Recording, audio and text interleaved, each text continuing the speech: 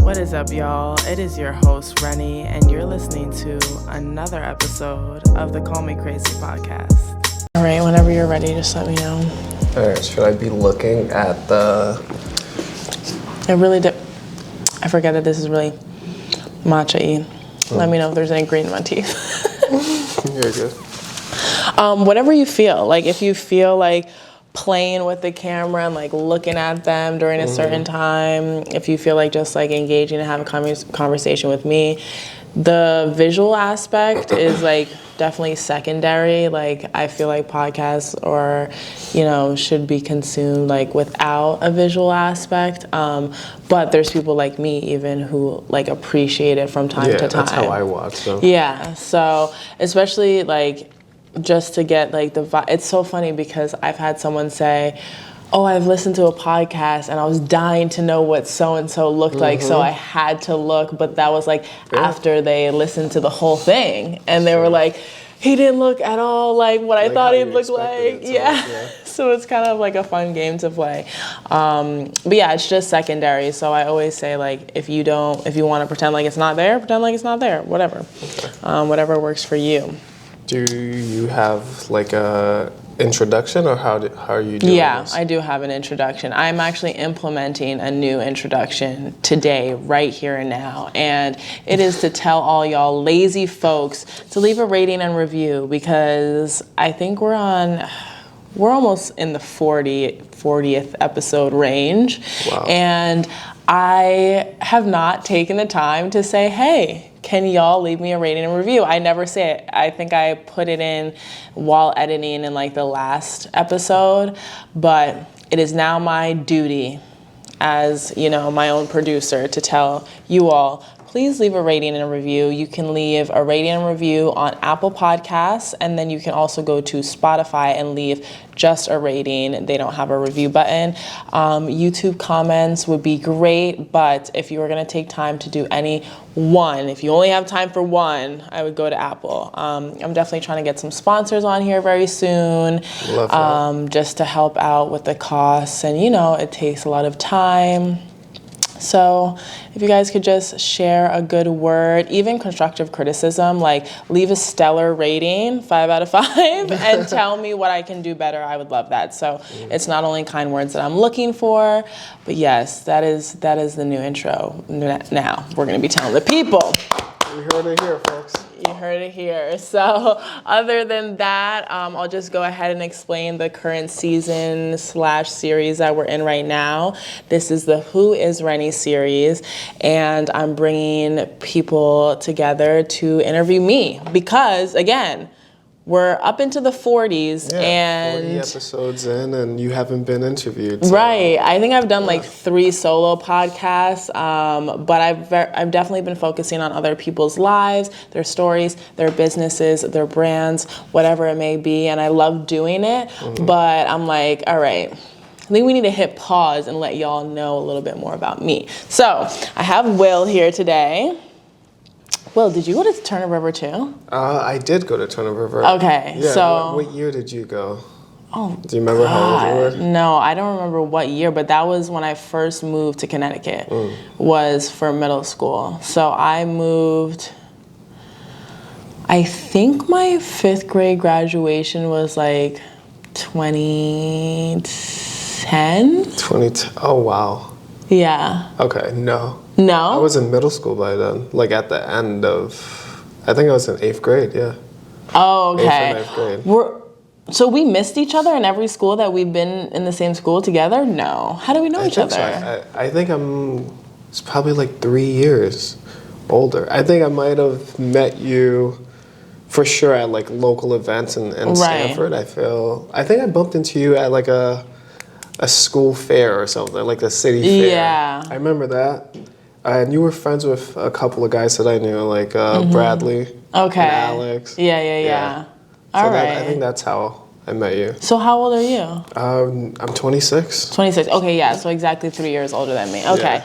So When yeah. I was a senior you were a freshman, and I would see you in the halls. Yes, yes. Okay, so that's where the how crossover is. Not in middle school, but we did go to the same middle school.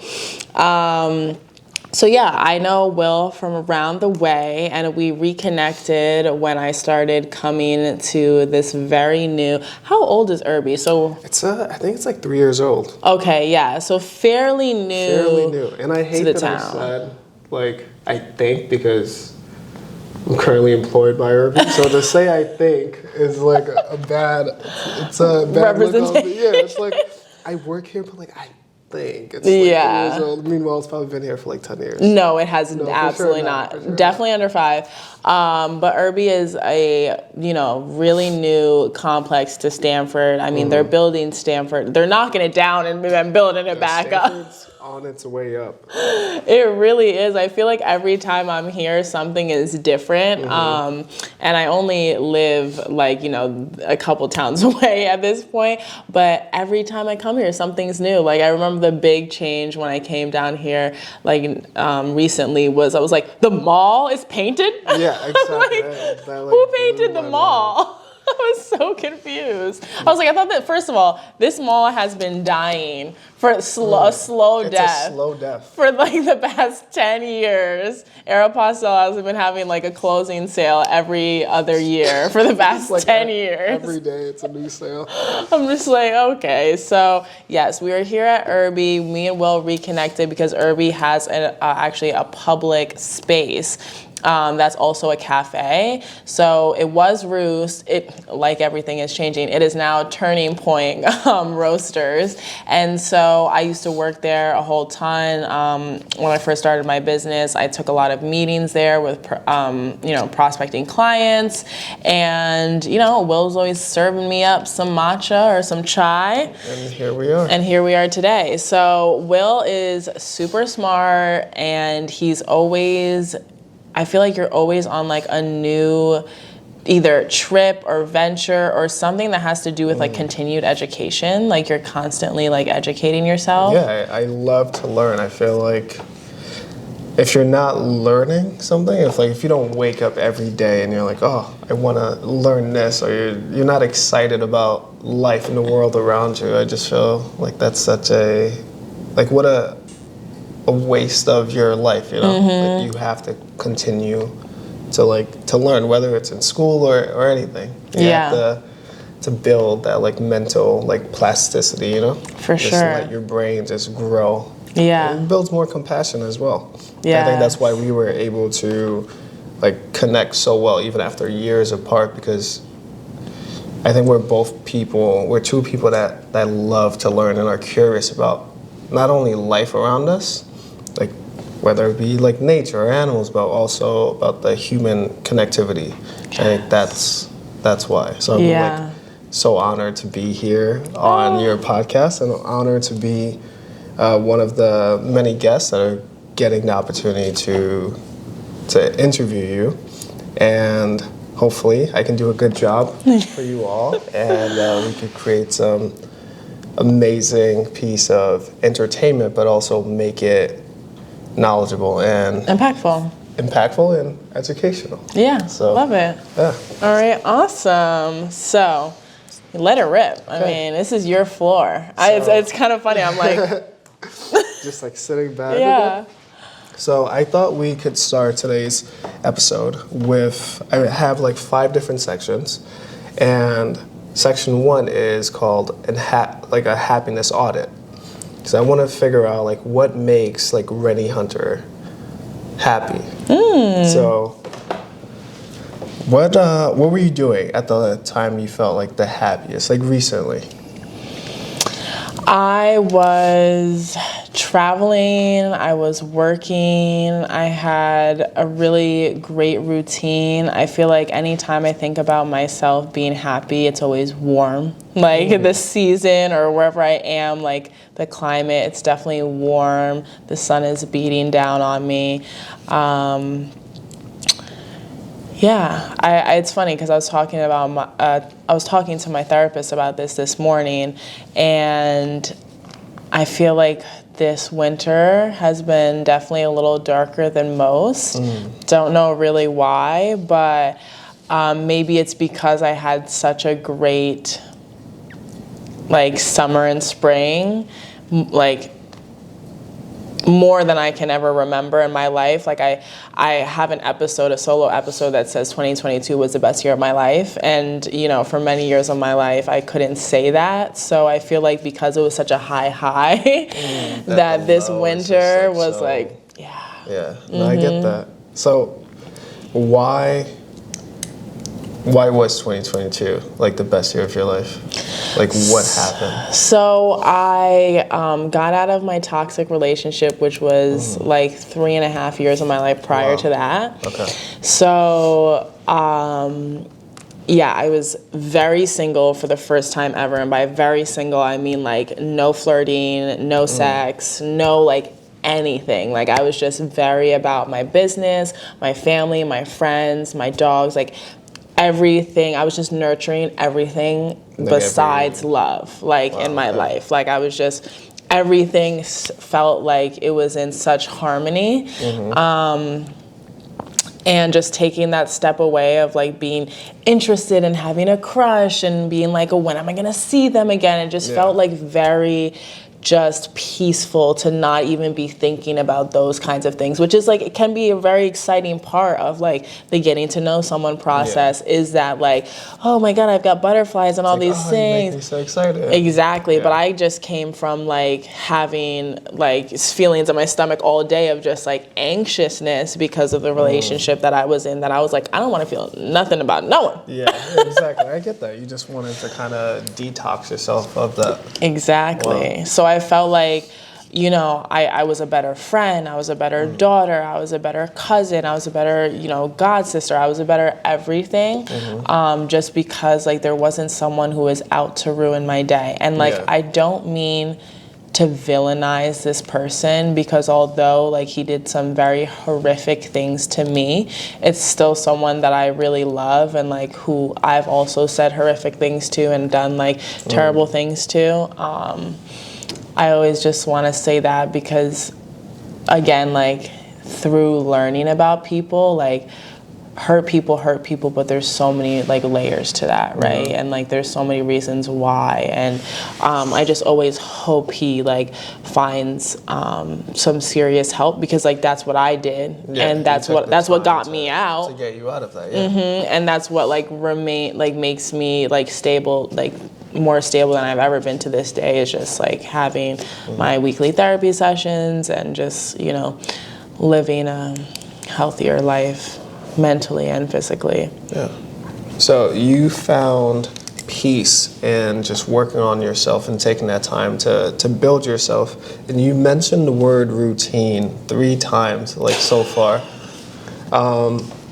Some people, when they hear routine in that form of structure, they see it as limiting, but it seems as though it's been like liberating for you. Yeah. Like, is that how you feel about it? Yeah, so I've always loved having a routine, but I felt like in that relationship, it was very much like my routine was around his life. So he always wanted me to like stay in bed. He's like, why do you have to get up now to go like take the dogs out? Why do you have to wake up so early? And like, you know, it always just felt like I was doing things on his schedule and his time to not like ruffle any feathers.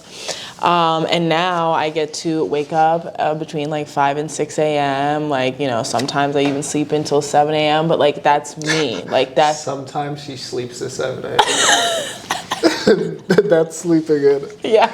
I need to, if I'm sleeping in, I'm going to wake up at like noon. Oh my God. Yeah. No, my body won't. Like, I don't want to like give myself diagnosis, but like I literally cannot stay, like I have to get up. I can go back and nap, but like I have to get up. Like my body would never stay in bed until 12 p.m. I'd be like, yeah, just be like out of it. Yeah. I get that. So it changes every day. It truly changes every day, but like being able to do things when I want and not having like anyone say anything about it, I'm like, oh, that's so nice. Yeah, like it's that independence and freedom that you ultimately, I think that's what we're all searching for, even in relationships. It's good to have that. So when you're in a relationship where you feel as though that's been taken away from you, it definitely impacts you like a lot mentally. So the fact that you were able to not only recognize that, but to do something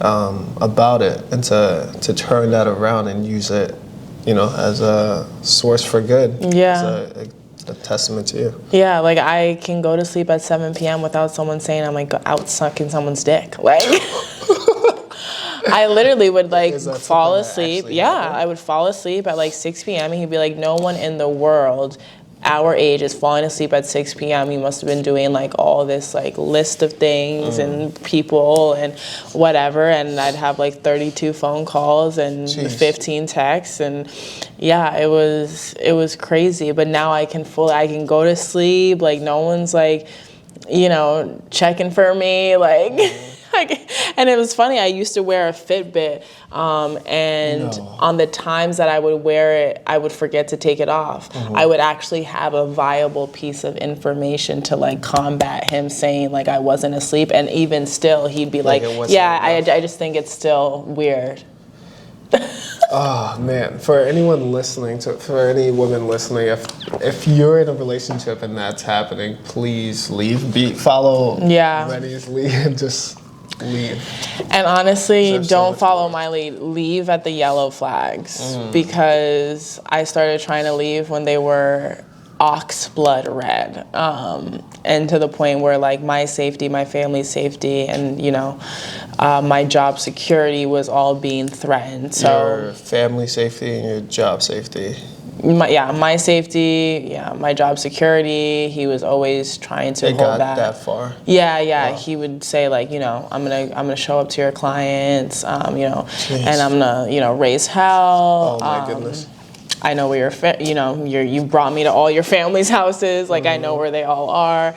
If you think you can leave without being hurt, like, you know, or if you think you can put me in jail without someone coming to retaliate, like, you know, then you're dumb. Like if I'm in jail, niggas is still outside, basically. Exactly. Yeah. So, yeah, I'm glad he has found another source, right? Because he hasn't bothered me in a bit. So. Okay, so that's. Yeah. Oh wow. Okay, so we've talked about the relationship that's hurt you, and that's like helped you grow. But what about the relationships that's like made you better, that hasn't come with so much grief and chaos? Like who are some of the people in your life that like just peaceful? Yeah, I'm trying to think.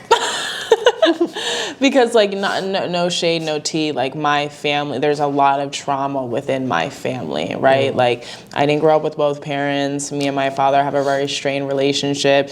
Even though me and my mom we're two peas in a pod, sisters, best friends, mother and daughter. Like there's a lot of trauma within that relationship as well. Same with my grandparents, same with my uncle and aunt. So I'm trying to actually really think, because I didn't ask for these questions beforehand, so I'm like actively thinking right now on people in my life. I think this is good. They can see the vulnerability.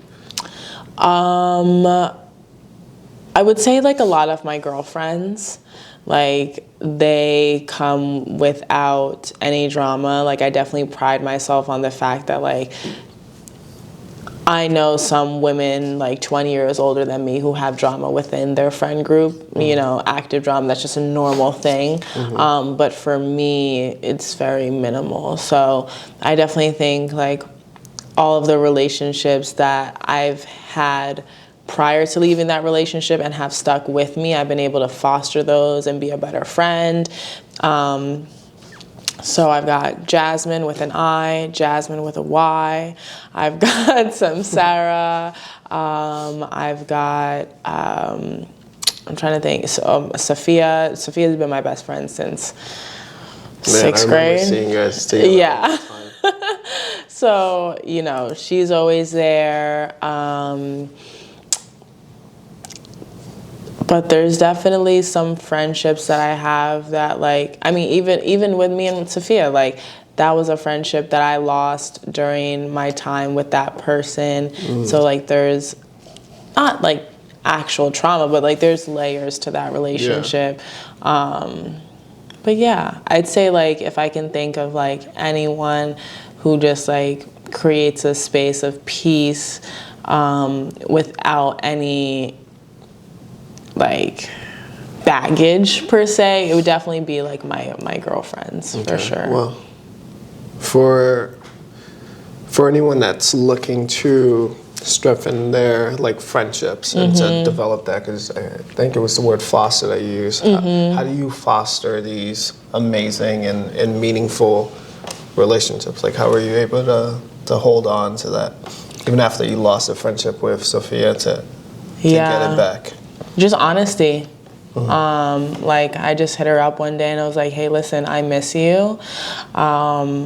Obviously, you know, I was in a very toxic relationship. I'm X amount of months removed from that relationship, and I feel strong enough to be able to say, like, you know, I would love to have a space for you in my life, if that's even a possibility. She went like 5 months without answering me, y'all. I thought I was blocked. I thought I was dead and gone. I was like, all right, well, that's that on that. Come to find out, she was in basic training for the Air Force, and they take your phone away.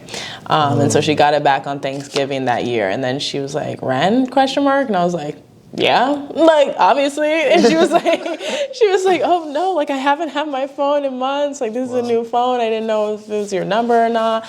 But like the phone number looked familiar. So I just say honesty. Like I'm even practicing that a lot with my friends too. Is just like, let's say we make a plan and we made that plan like a week ago, or we made it in the beginning of the week when I was feeling super motivated and super fun, and now it's Friday and we're supposed to go out and I don't want to go out. Like I've just been, you know, challenging myself to tell my friends like, hey, I love you so much, but for me today, like I'm just gonna need my time alone. Like, so just honesty in all like forms. Like, hey, what can I do for you to be a better friend? Like, do you need a better friend right now? Are you like, do you need some time, like in some space, you know? I think honesty and communication. Yeah, though I think those are some of the key things and like key pillars to any relationships, whether it be like family, friends, romantic relationships, and hopefully it's good and healthy form of communication. Yeah, definitely. That's all we can do, because I feel like if you lay it out all on the table, you'll feel the best that you can feel about whatever given situation it is, and then that person has as much information as you could possibly give them, so they can make an informed decision, or they can say, hey, you know, that doesn't help me, can you do this instead? But like just laying out that space to be like, hey, I'm being honest right now, like you can be honest. So yeah. Oh, okay. So you mentioned some red flags before, and now we see your green flags. Yeah. So we're just slowly trying to find our yellow flags for any guys out there watching. Let's go like, oh, let me slide my way in.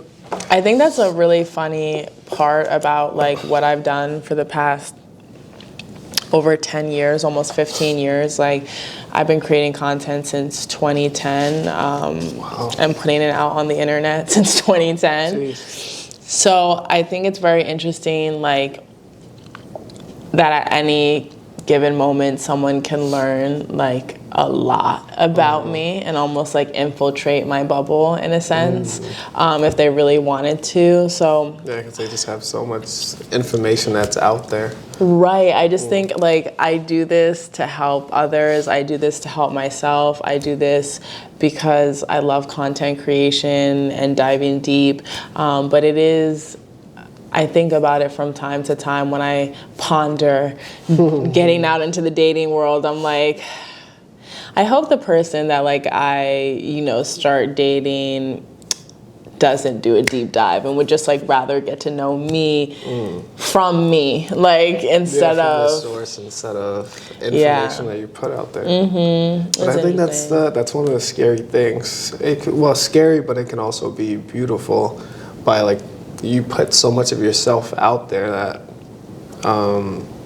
people just feel like they know you, which is also it's good because people see themselves in you, but it's also I guess there's a negative to that as well because you don't know them. Yeah. So it's very interesting. It's a lot of. Have you had any scenarios or situations where someone has felt like they knew you from like what you put out there? It's funny. Like I remember a girl who went to Trinity, which is like a different high school than I went to.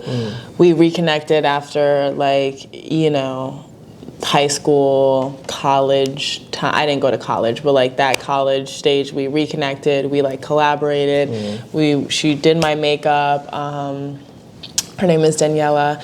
She's super sweet, and she was like, I don't want to be creepy, but like, I didn't tell. She was like, I didn't tell you this when you asked me my address, but like I wanted to say it, but I didn't know how to say it. Like I knew you lived close to me by what you would show in your vlogs.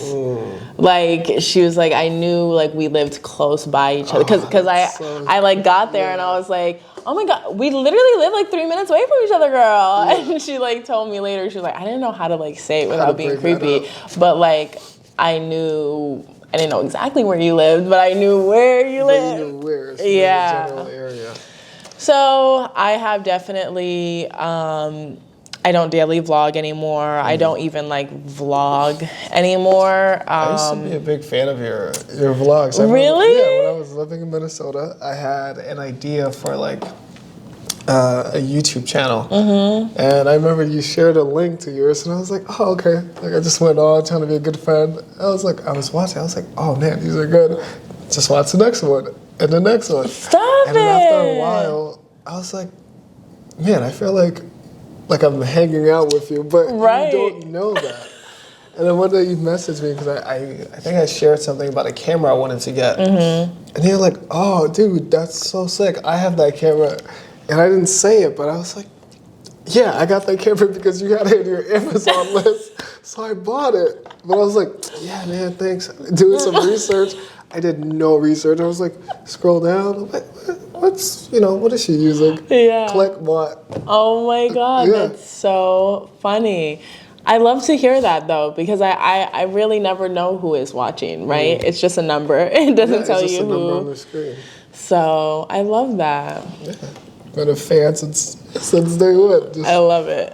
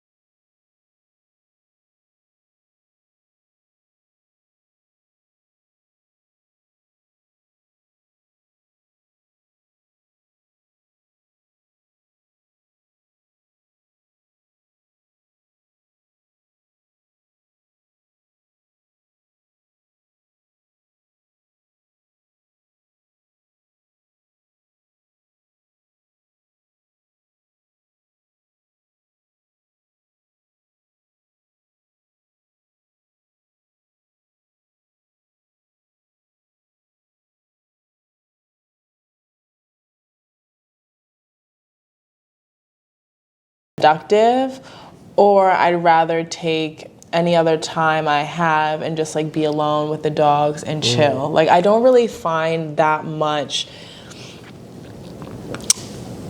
release in telling my friends what's wrong with me as I used to. Like, why do you think that is? Because that's a huge transition to go from messaging your friends to your therapist and just a select few of people in your life.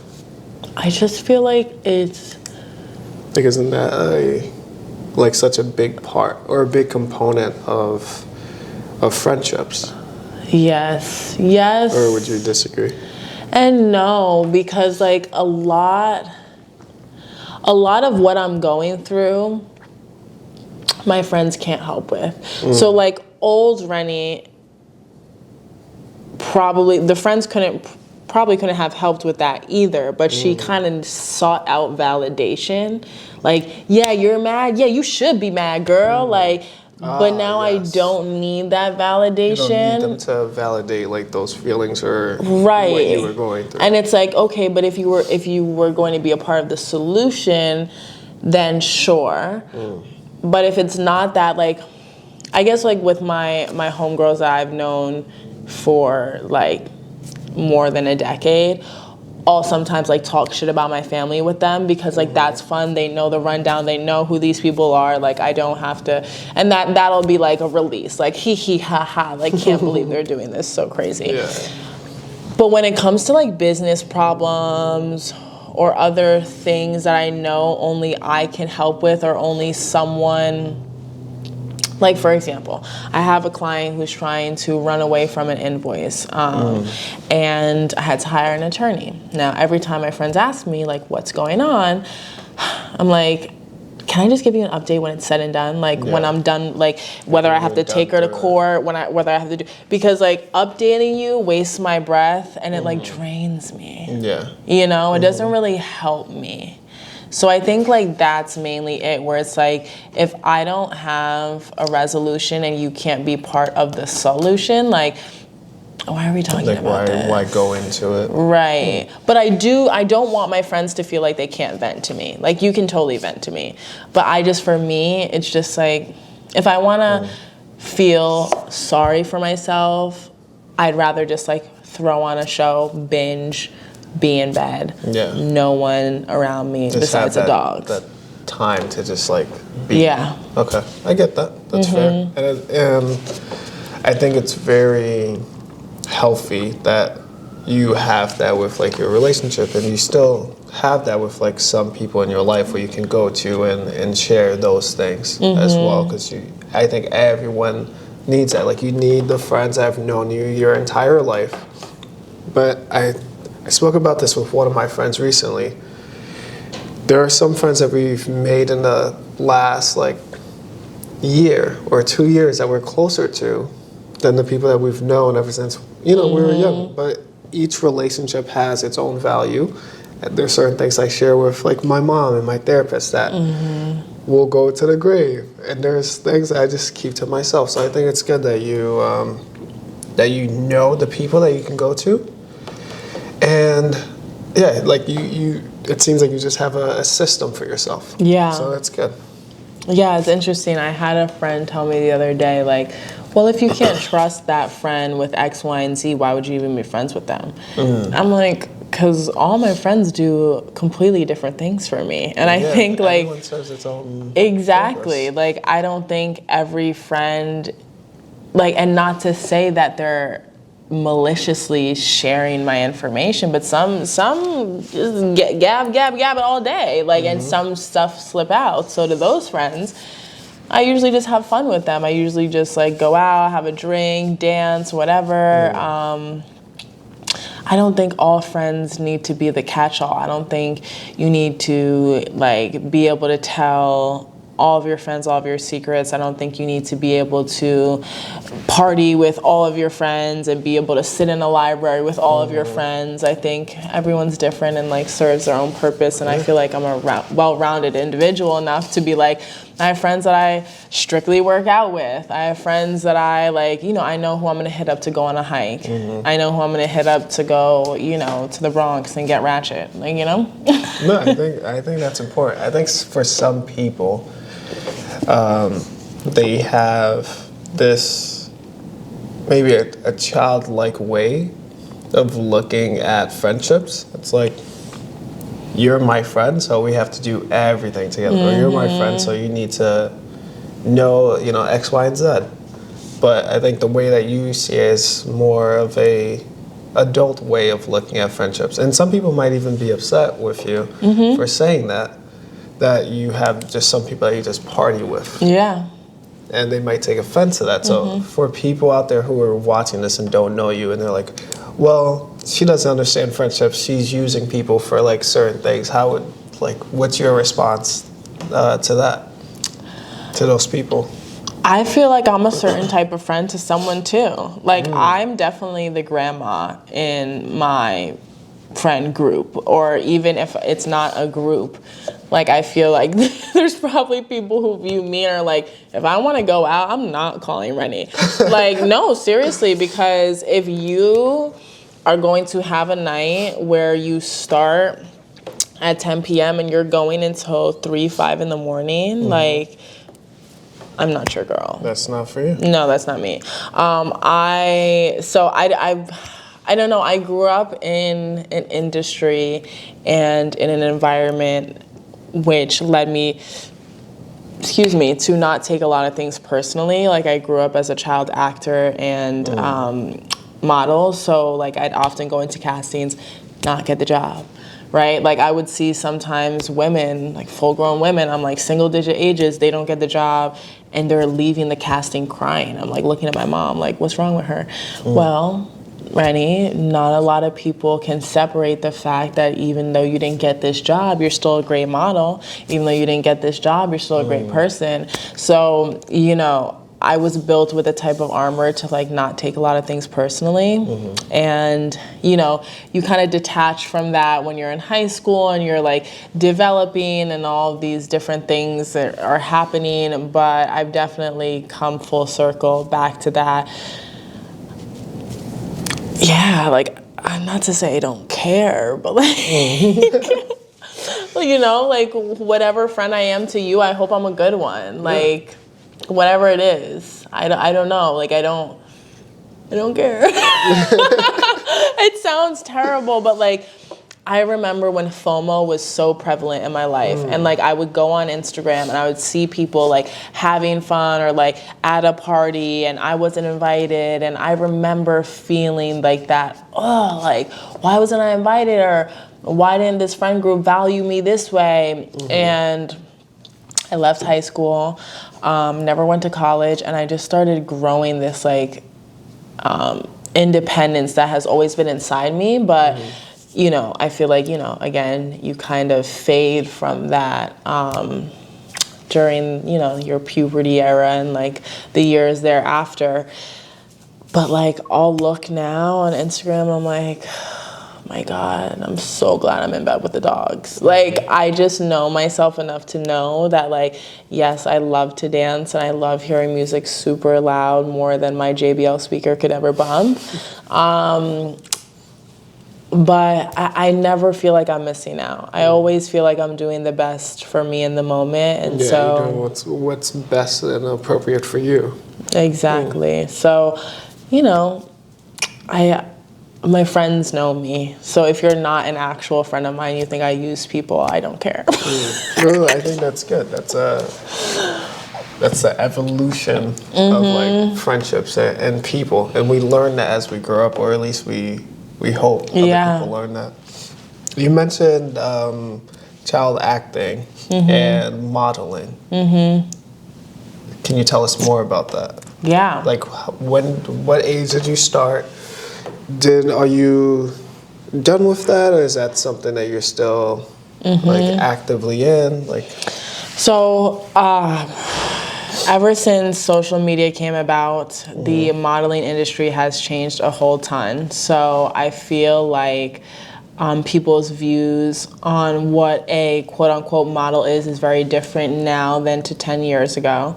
But I started modeling from 6 months old until middle school, I would say, was like my actual modeling career, where I was going on go-sees, going on castings, and I was making legitimate amounts of money for me and my mom to live.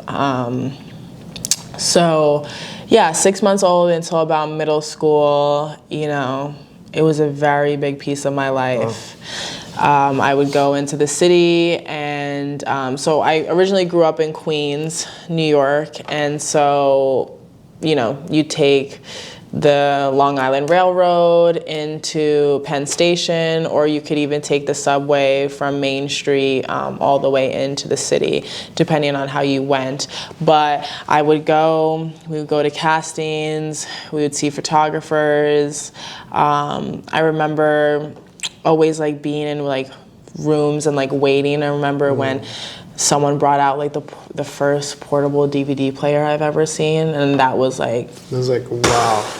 Yeah, and my mom got me one, and that made castings so easy. I would just be with my little portable DVD player, putting in my DVDs, and just like, it didn't matter how long we had to wait in line to be at a casting, because I wasn't bored anymore. There was a, you know, source of entertainment. So I guess it would be like the equivalent to an iPad today for kids. So like the iPad kid? Mm-hmm.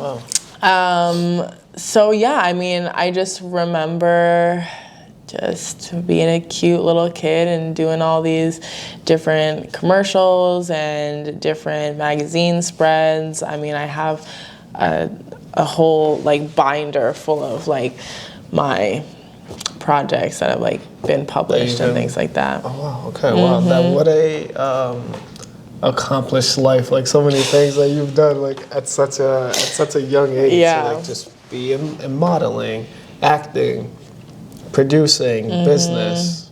Yeah, I mean, even on one set I met P. Diddy and 50 Cent. I was very young. I was too young to even know who they were. Yeah. But, wow, but yeah, I've been around the block. You've been around. So it seems like all throughout your life, there's just been so many different things that have mattered to you and different things that you've been a part of. What are you, like, what matters like most to you like now at this stage in your life? Financial freedom. Yes. So what does financial freedom look like to you? Because maybe your version of financial freedom is so different from mine and for all of our viewers and listeners.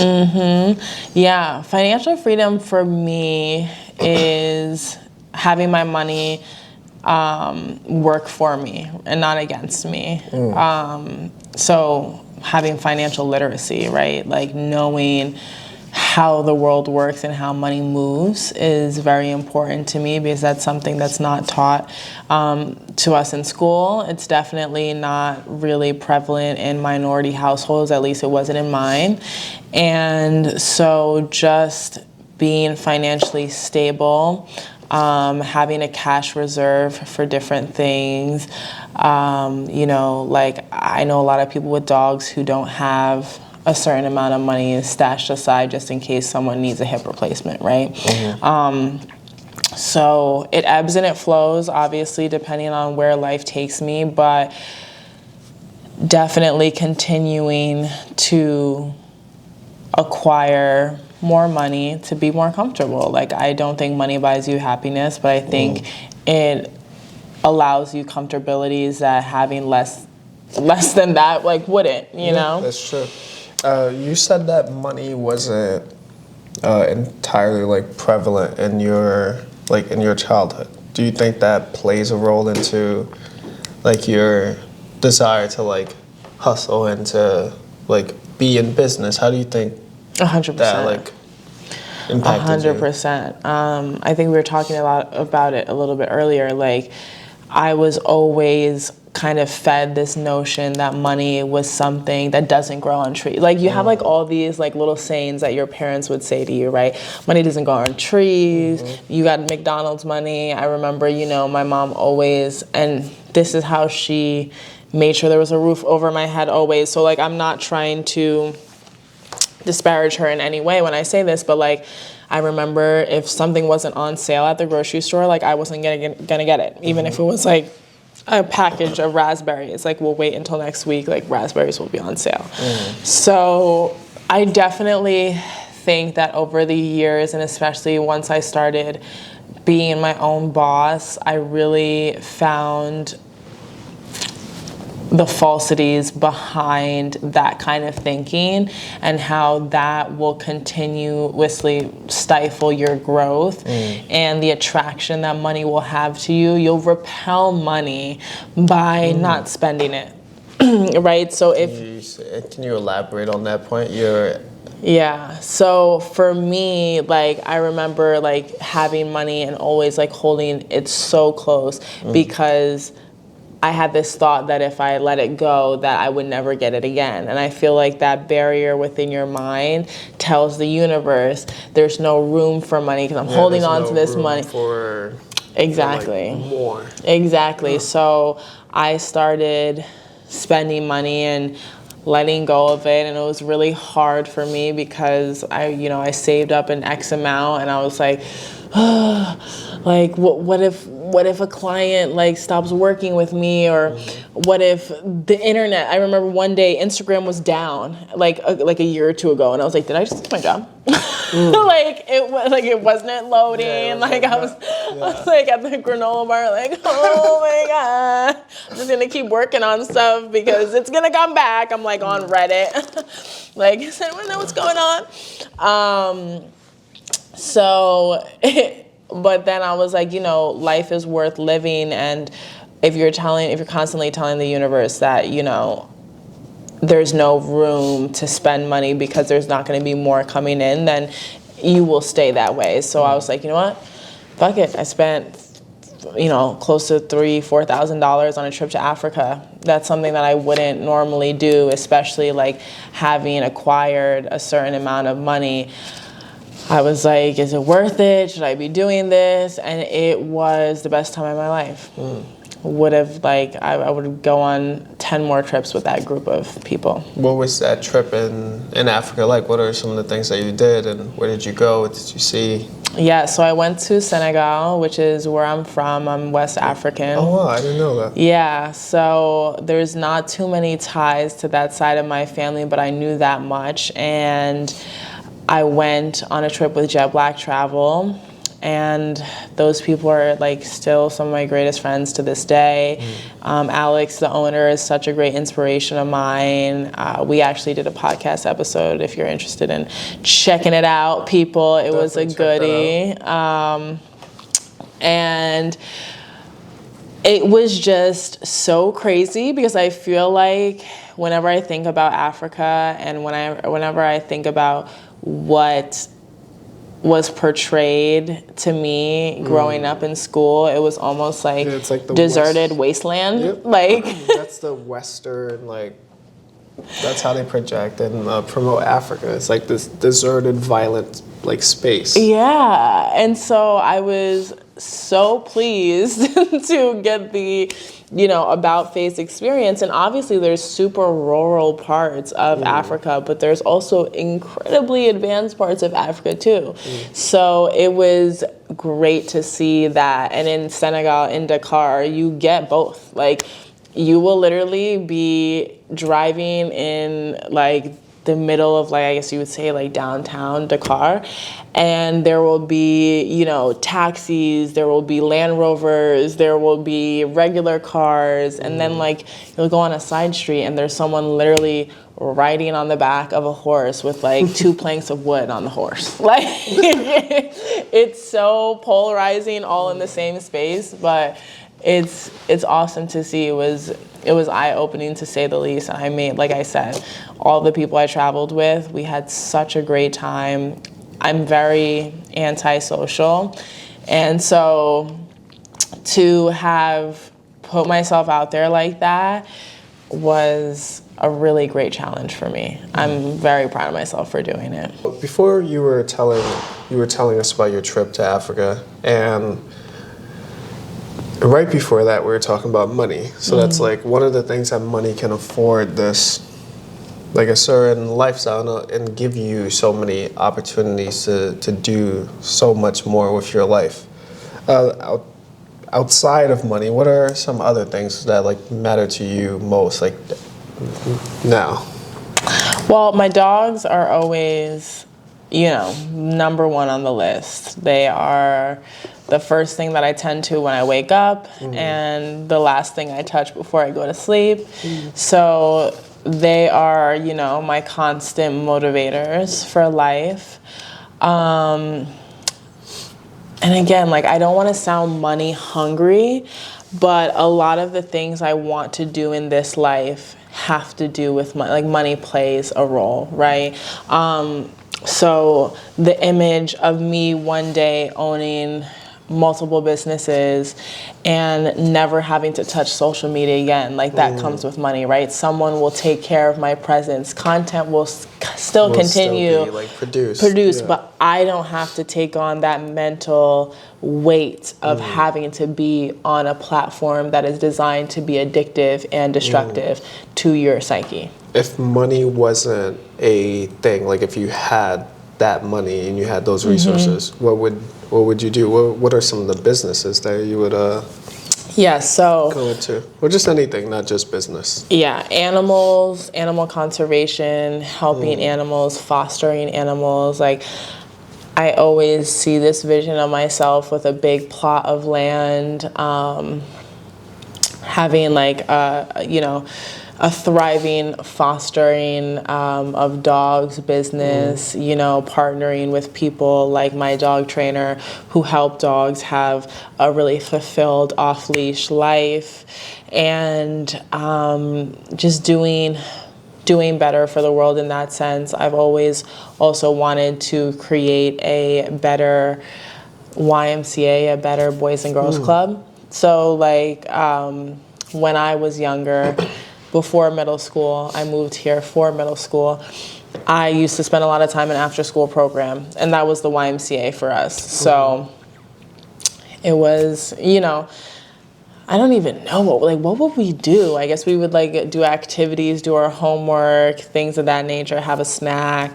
But I definitely want to create a space for kids that they want to be there, right? It's not just my mom sent me here. Yeah, she like has I have to. no choice. Mom has to go to work, so exactly. I have to go here. I want there to be psychologists, therapists, social workers, people who are getting paid a fair amount and want to be there, right? So God bless the YMCA counselors that I grew up with. I literally see their names on Facebook. Whenever I go, I'm like, oh my God, that's my counselor Joey, or it's my counselor Derek. Like even just like the fact that I remember their names, like they did play such a huge role in my life, but they were also 20-somethings, and they were also just getting a check, right? And they were also didn't have children and couldn't sympathize. And,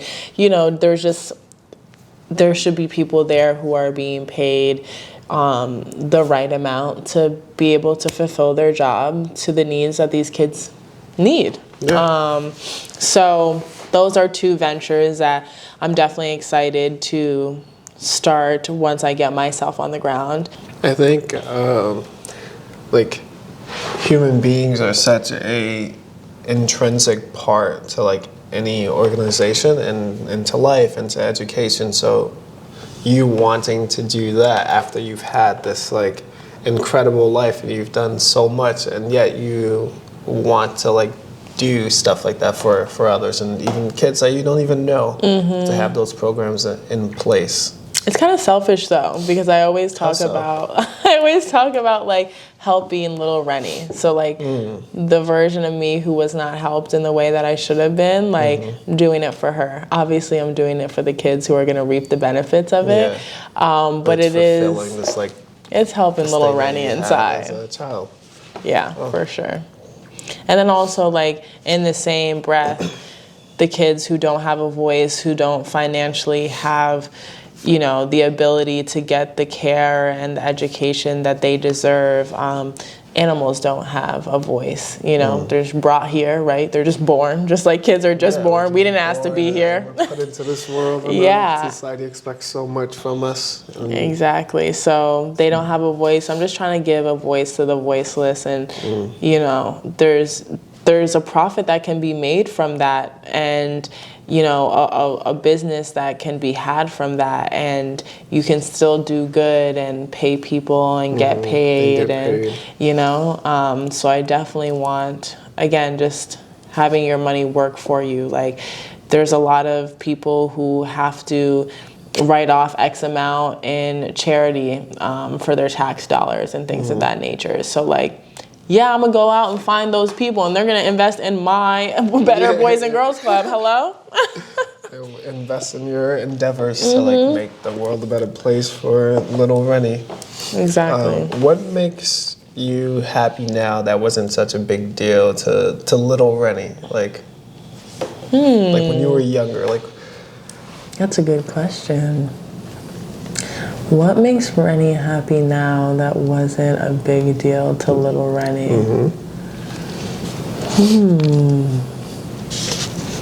Like, I can give you an example. Give me an example. Okay, so I love my parents and I love my siblings, despite what I say to them. Like, I love them. They annoy me, but I love them. When I was younger, spending time with my mom was like my absolute favorite thing. But spending time with my dad when I was younger felt like a chore. Because when I was younger, anytime my dad would see me, it was like, which was great because he taught me so many things that I needed to learn, but I didn't value as a kid. So hanging out with him, I hated it. I was like, he's gonna like have me like sit down and he's gonna talk to me about like math and money, because he always did that. Now I'm good with money, so I thank him for that. But I hated it. But now that's like one of my favorite relationships. I'm like, oh my God, like my dad is there. And I didn't value that as a kid. It's like, no, my mom. Like that made me happy. And my dad, I was like, damn, he's home. You know? So that's like one of the things. I definitely, okay, I see where you're going with this. It's so funny. And for you guys as well, maybe you can comment if you're watching this if you see it on one of Rennie's like Instagram stories or on her page or on YouTube, like comment, what was a big deal to you when you were younger that's like, you know, not a big deal now, or vice versa. Yeah, I love grocery shopping now, which is something that I'd be like, like, why do I have to go? You're not going to get me anything I like. Like, this is not going to be fun. Where it's like definitely something that I enjoy now. I like shopping for myself. I like, you know, being able to drum up this week's snacks and, you know, meals. I do enjoy that now. I didn't before. So that's interesting. Do you enjoy it now because now you can buy what I want? The things that you do? It all comes down to money with her. Yeah, probably. No, I think it comes down, it seems like it's coming down to like the things that you didn't get, like that little Rennie didn't get. All of this seems like to me, like all of the things that little Rennie wanted that you couldn't get or didn't get to do, it's all, you're like, I can do this now. I can like build the world that I wanted as a child. No, truly. And I think we're all doing that, but you're aware of it. And I think that's like what makes it so much greater, is that like, you know, and you're not afraid to like say it. Yeah. And I think that's beautiful. I contemplated the other day getting a pair of Uggs, because that was a point of contention. I remember my mom, if you're a female and you grew up in the time that I grew up and you were not, you know, you didn't have money for any extras, your parents probably got you what was called bear paws. And they were the off-brand, they were the off-brand Uggs.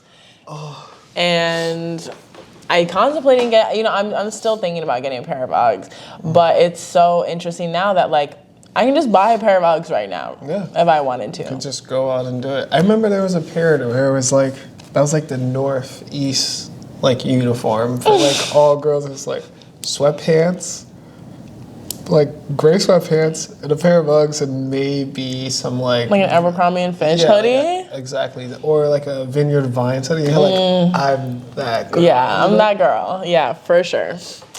So, very interesting. I feel like we all are just trying to make little us happy. I agree. I think that's a beautiful thing.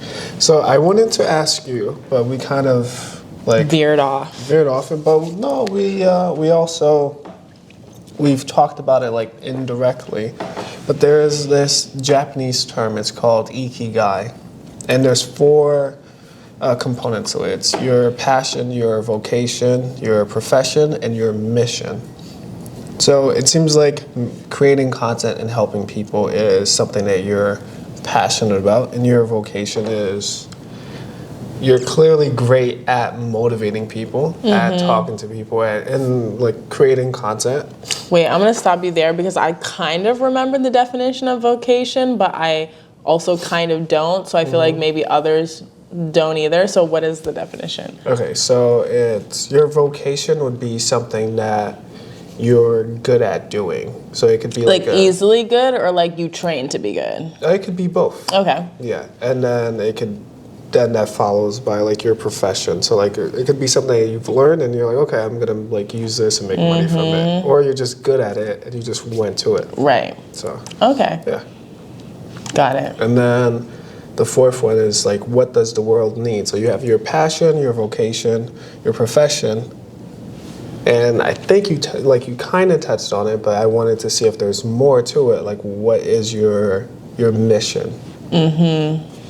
Yeah. So I think my overall, and it ebbs and flows and it changes and it goes right all the time. But something that has always stood true to me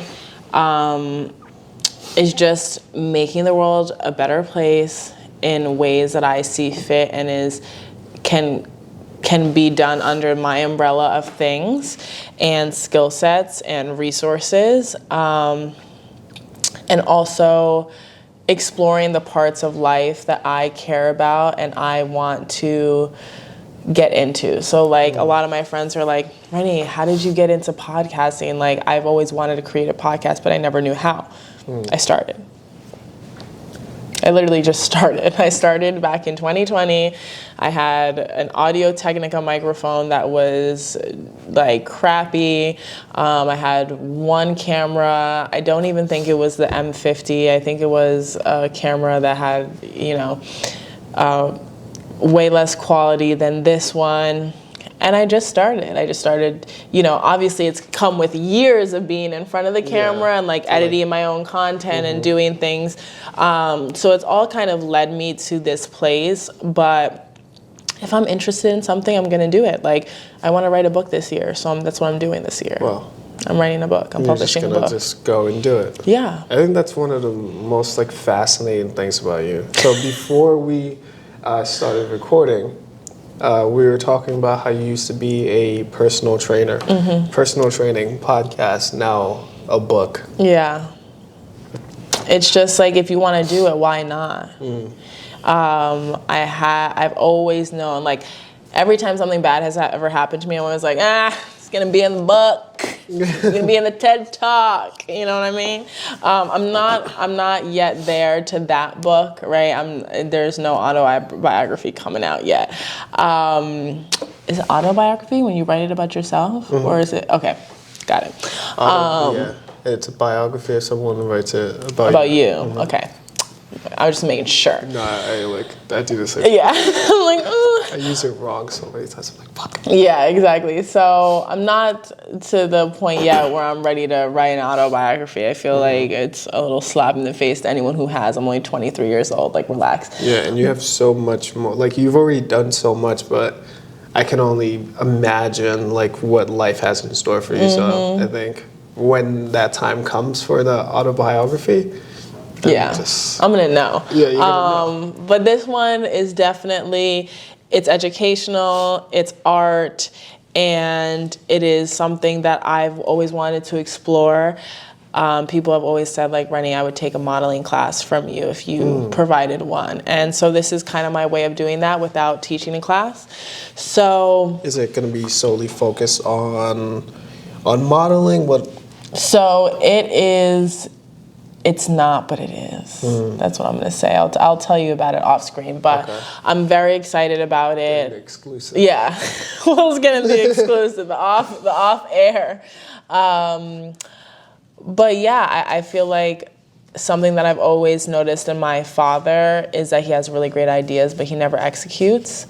So I feel like I'm always going so slow, but I'm probably going like just the right pace of life. But I always feel like I'm going so slow. But yeah, that's definitely something.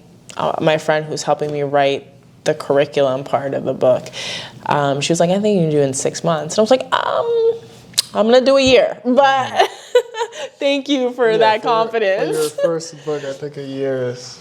Yeah. Good. So yeah, my passion, my vocation, my profession, my mission, all the IONs kind of like coagulate in the same petri dish, if it makes sense. Like they all bounce off of each other almost, that's not, I don't think, the regular for everyone. No, I think that's what's actually missing like a lot in today's society, but the fact that you're doing that is so amazing. And not only is it beneficial for you, but like most things that you do, if not all things, is so centered around like other people and making like the world like just a little bit more better. Like, just a little bit better because you're just so about people. Yeah, it's funny because I do my recharging alone, but like during my day, like my mission is to like help people. But in order to do that, like I need time alone. Time alone. Wow. Yeah, definitely. What's May 10th? It's a holiday that I made up for myself. I call it a time capsule holiday. So all throughout the year, like later today, I'm gonna write about like this experience, and then the photos I took, I'm gonna get them like printed out, put them in a envelope, and then I'll write the year, and I just put it in a security deposit box.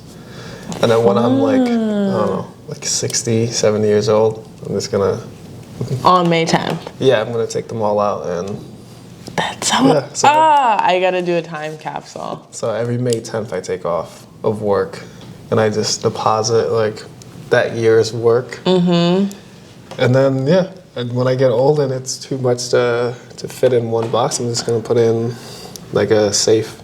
And have for like memories. That's awesome. I love that. I love that it's right. Oh, if you're watching and you can't see, Will has a tattoo on his hand that says May 10th that I've been waiting to ask what that's been about. So I thought now was a good time. And if you aren't watching, you're just listening, get on here and watch. See with your eyeballs. Let's see. Oh, man. I don't know how you do this. It's like interviewing. It's like so much you're trying to like keep track of. Because then you also have the stuff that come up as the person is talking. Yeah. This is something I'm gonna practice like more of. Yeah, it's fun. Like, let's see. Add some notes on here as well. Yeah, don't rush yourself. Dude, all of the things that like I had in mind to like ask you were just like boom, boom, boom. Like I you're just unintentionally got them off the list. I'm like, damn, I had like 42 questions. I think you answered like 38. I'm like, bruh. Oh, that's what I was gonna say. So I'm currently in a mini series called like mic'd up workouts, where like I work out. I work out with someone and we just talk. So if you ever want to work out here, I would love to check out the gym. Dude, we can. Yeah. Let's do it. Let's do a mic'd up workout. I'm down. All right. Hit me. One thing I love about like watching podcasts is when they're nearing the end and the host is like their voice like softens a little bit and you're like, no, it's gonna end. But that's when a lot of like the most profound things come. So with that in mind, what's the most helpful life advice that you have learned so far that you're happy to share with others? I would say just kind of going back to that trend of like not taking things personally. I think a lot of my life I felt like the world was out to get me. And there was definitely some validity to that. Like, I was dealt a pretty shitty hand of cards. But once you realize that the world isn't happening only to you, and once you get out of that, like, victimhood mentality, I actually did, like, a series, like a story, like a 10-part story series on this. I was watching a podcast. Okay, here it is. Think your biggest single trait is that has allowed you to get to where you are now? Man. You know the first thing that came to mind? Chipotle. Luck.